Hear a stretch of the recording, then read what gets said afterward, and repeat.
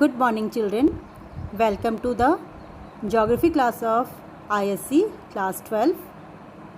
Today we will start a new chapter, chapter 13, water resources and types of irrigation. Today we will study from page number 245 to page number 254. First of all, let us go through the objectives we are going to study in this chapter.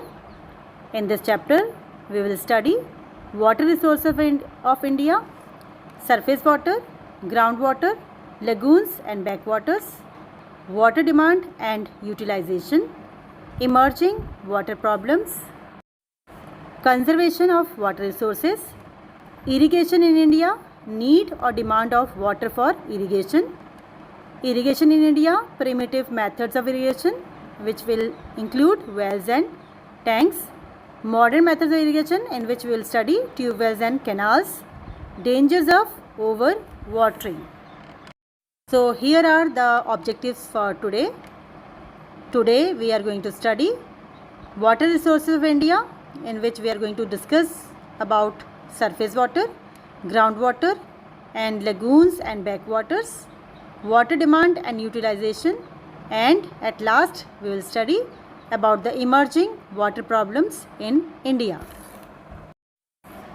So let us go through some technical terms that are related to today's topic.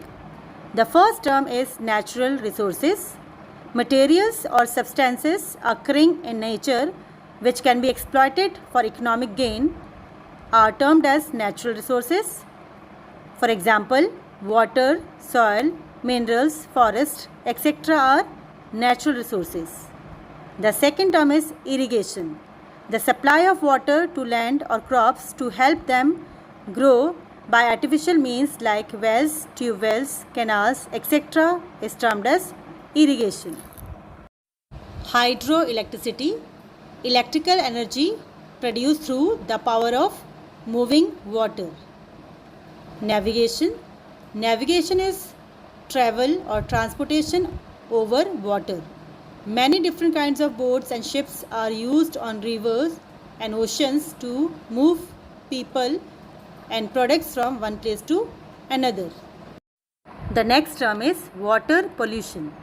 Water pollution happens when toxic substances, means poisonous substances, enters water bodies such as lakes, rivers, oceans and so on, getting dissolved in them, lying suspended in water for a long period of time, or depositing on the bed. This degrades the quality of water. Surface water.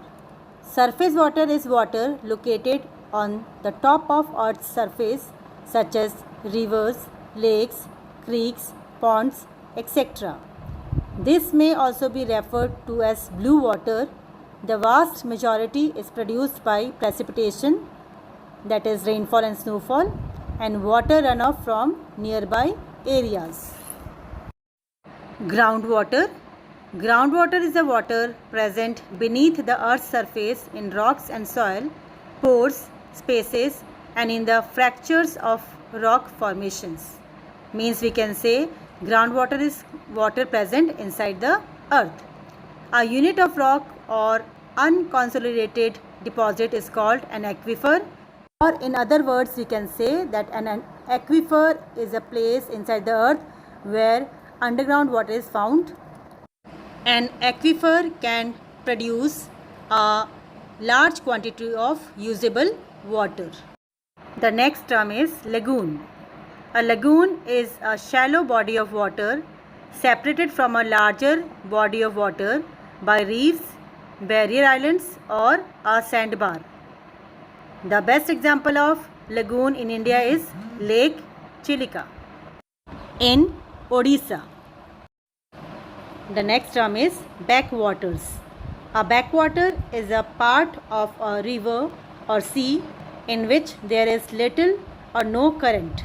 It can refer to a branch of a main river which lies alongside it and then rejoins it, or a body of water like a sea or the main river backed up by the tide or by an obstruction such as a dam. Next we have canal. Canals are waterways, channels or artificial waterways for water conveyance or to service water transport vehicles. They may also be used for irrigation. Or we can define that canal is a man-made stream that diverts the water from the main river to the fields for agriculture. It can be thought of as an artificial version of a river. Canals carry free surface flow under atmospheric pressure. The best example of canal from India is the longest canal of India, that is the Indira Gandhi Canal, that diverts the water of river Beas, Satluj and Ravi to the Thar Desert in Rajasthan, and it irrigates the agricultural land in Jaisalmer, Ganganagar and Bikaner, which are located in the dry Thar Desert. Now children, let us start today's topic. Water is an invaluable natural resource for us. It means that water is very important natural resource for human beings. It sustains life on the earth. There could be no life had there been no water on the earth. In fact, earth is the only planet in the entire solar system which supports life because it contains water. However, it is the fresh water which is more useful. About 71% of the earth's surface is covered with oceanic water, but fresh water constitutes only 3% of the total water.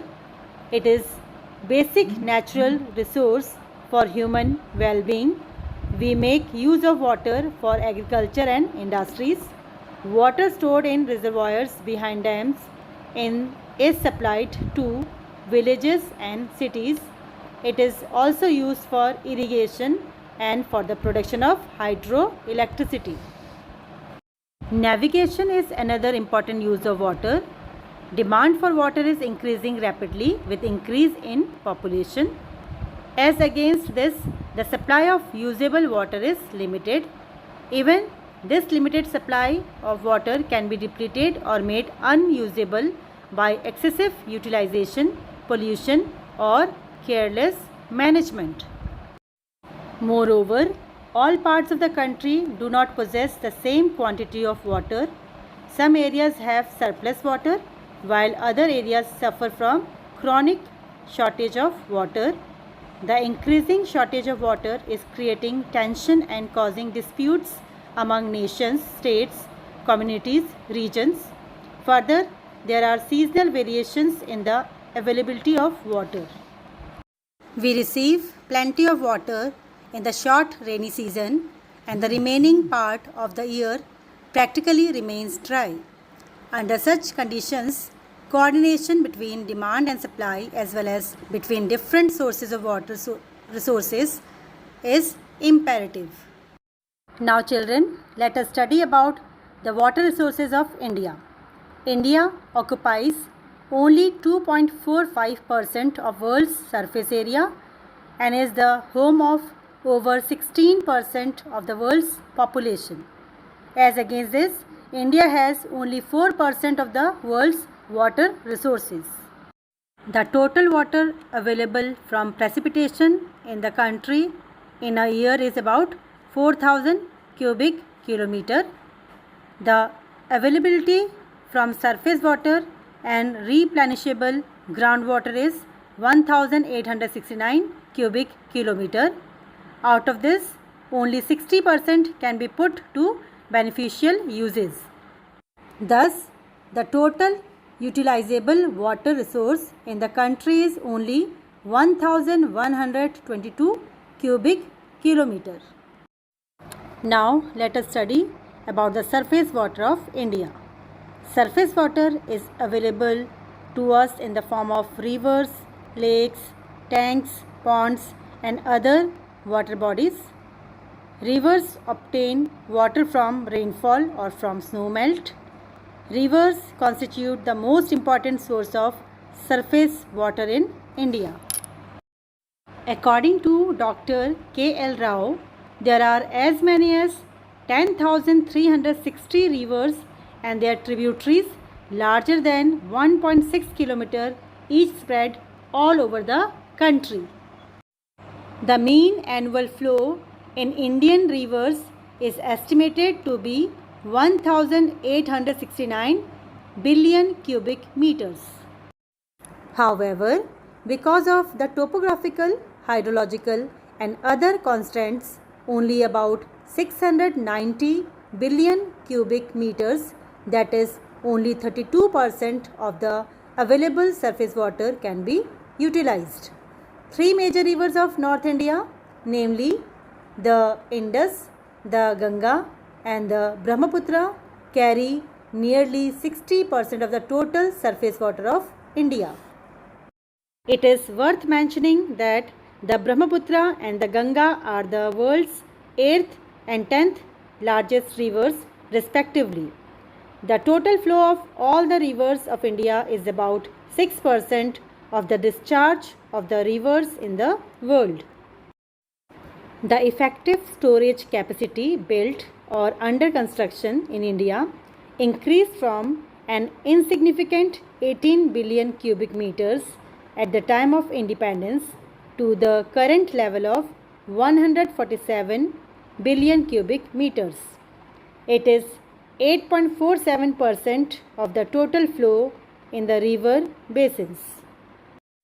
Now children, let us study about the groundwater of India.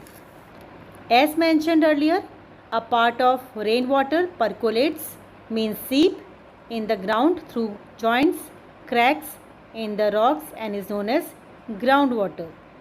About 60% of the underground water is confined to the upper layers of the soil and is very useful for agriculture. The remaining water goes deeper into the ground. This water is taken out by digging wells. The replenishable groundwater potential in India is estimated at 433.9 on cubic meters. The distribution of groundwater is very uneven in India. It is affected by the nature of rocks, surface configuration and the amount of rainfall. The soft and permeable rocks of the northern plains of India allow large quantities of water to percolate into the ground. Therefore, this area is bestowed with vast groundwater resources. The entire land stretching from Punjab in the west to the Brahmaputra valley in the east has large quantities of groundwater. This entire northern plain is formed by the depositional work of rivers and has soft porous rocks. So we can say that the northern plain has vast groundwater. More than 42% of the potential is confined to the states of the Great Plains of North India. Uttar Pradesh alone accounts for 19% of the estimated groundwater potential of India. As against this, most of the peninsular plateau area of India is made of old, hard and impervious rocks which do not allow the water to go down in the ground. As such, the whole peninsular plateau region is almost entirely deprived of groundwater resources. However, Maharashtra, Madhya Pradesh and Tamil Nadu have large potential of groundwater due to the large size of these states. The main use of groundwater is for irrigation, which consumes about 3/4, that is 75% of the total groundwater. The remaining 1/4 is used for domestic, industrial and related purposes. There is a large scope for developing groundwater because only 37.23% of the total available groundwater resources have been developed so far. state-wise percentage of developed groundwater resources to total available potential ranges from 1.07% in Jammu and Kashmir to 98.34% in Punjab. There are large variations in the development of groundwater at the state level, mainly due to climatic conditions. States and union territories with less amount of rainfall and high rainfall variability experiencing scarcity of surface water have developed their groundwater resources on a large scale. Punjab, Haryana, Western Uttar Pradesh, Rajasthan, Gujarat, Tamil Nadu are such states. Andhra Pradesh, Madhya Pradesh, Chhattisgarh, Karnataka and Maharashtra also need to develop their groundwater resources because these states receive low and highly variable rainfall. Next, we will study about lagoons and backwaters. India has very long coastline stretching over more than 6,000 kilometers. This coast is deeply indented, means broken, in some states like Kerala, Odisha and West Bengal, where a large number of lagoons and lakes have been formed. These lagoons and lakes provide vast surface water resources. Although water is generally brackish, that is salty, in these water bodies, it is used for fishing and irrigating certain varieties of paddy crops, that is rice crop, coconut, etc. India is basically an agricultural country where nearly 2/3 of the total population, that is 66.6% of the population, depends on agriculture. In order to increase agricultural production, we have to improve our irrigation system. Therefore, high priority have been given to irrigation in 5-year plans and multipurpose river valley projects like the Bhakrarangal Dam, Hirakud, Damodar Valley Corporation, Nagarjun Sagar Dam, Indira Gandhi Canal Project, etc. have been taken up. In India, agriculture is the largest consumer of water. It accounts for 89% of the surface water and 92% of the groundwater utilization. Domestic sector with 9% utilization is the second largest consumer of surface water, while industrial sector with 5% utilization is second largest consumer of groundwater. Now children, let us study about emerging water problems in India. There are several problems regarding the water resources. The main problems of water resources are its availability, use, quality and management. If the present trend of water requirement and its wastage continues, the day is not very far off when India will face crucial shortage of water. Next we have water demand and utilization. Deterioration of water quality. Water quality refers to purity of water or water without unwanted foreign substances like salts or other chemicals. Water gets polluted by foreign matters such as microorganisms, chemicals, industrial and other waste. Such matters deteriorate the quality of water and render it unfit for human use. Quality of water suffers from its large-scale pollution almost throughout the country. It has been estimated that about 3/4, that is 75% of the surface water in India is polluted. Most of the rivers are carrying polluted water. We have been dumping all sorts of waste matter into our river, industrial waste, municipal waste, residues of chemical fertilizers and what not. These wastes are both solids as well as in soluble form. Cities and towns generate a lot of sewage. Most of this sewage is dumped into water courses without any treatment, rendering the natural water course downstream unfit for drinking and even for bathing. About 14 river basins have septic drains posing serious threat to health of millions of people. Industries are also responsible for water pollution. There are about 150 leather factories in Kanpur which discharge more than 5.8 million liters of wastewater in the Ganga every day. Indiscriminate use of chemical fertilizers, pesticides, insecticides, etc. to increase the farm production has further aggravated, that is increased, the problem of surface and groundwater pollution.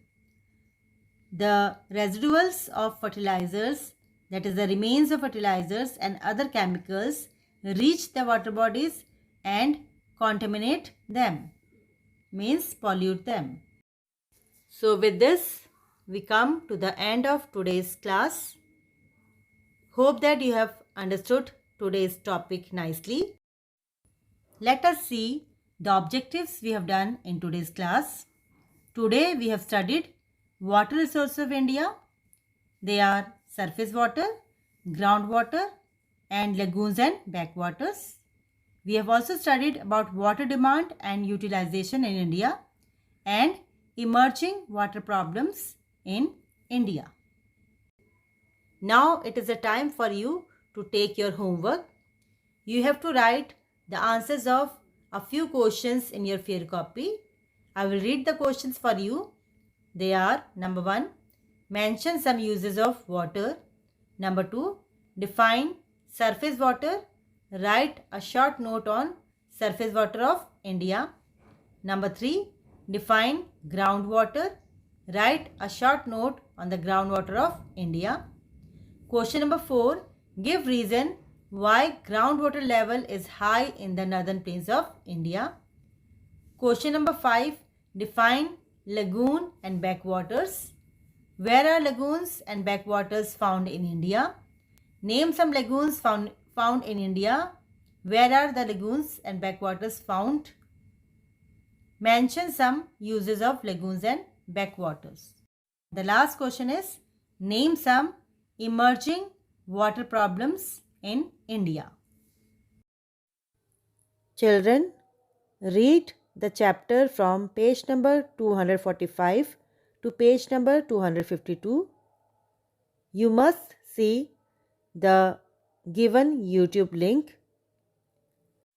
We will very soon meet in a new class with a new topic and a new video.